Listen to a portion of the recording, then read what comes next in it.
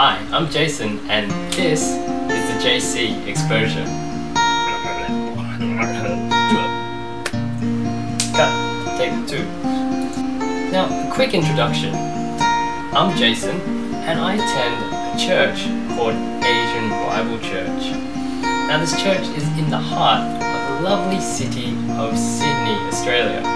We just launched our 2011 year, and as we go through the year, I'm going to bring you what I think the main and key point is of the sermon given by our pastor, Andrew Lin. This year we started with Philippians 1, verses 1 to 11. My friend Sue, shout out to Sue, thought it was an interesting idea to compare this week's verse to a love letter. However, this is not your typical love letter. Let's put things in context. Paul is writing to the believers in Philippi from prison in Rome. Now we can safely assume that Paul is suffering on 2 levels, both physically, as he is in prison and rarely at prisons places of lavish luxury.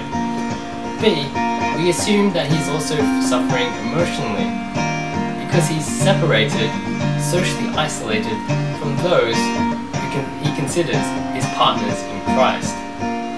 Yet, Paul is very joyful and thankful. So, how can this be? Paul tells us his joy comes from reminiscing about his beloved. His beloveds, in this case, are those who partner in the gospel of Jesus with him. What is this love? Where does it come from? And why? Why is it so strong?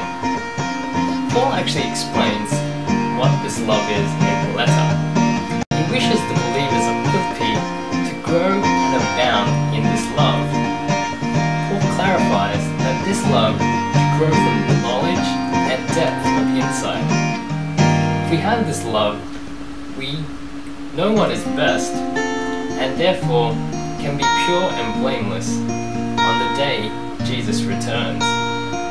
The love Paul has for the Philippians is one that has grown from knowledge of God and Christ and in the partnership of the gospel, spreading of the gospel of God for his glory.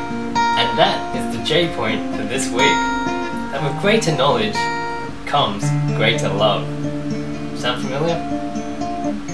This greater love is a greater love of God, but also those who are in partnership with us in the gospel, our fellow Christians and fellow believers.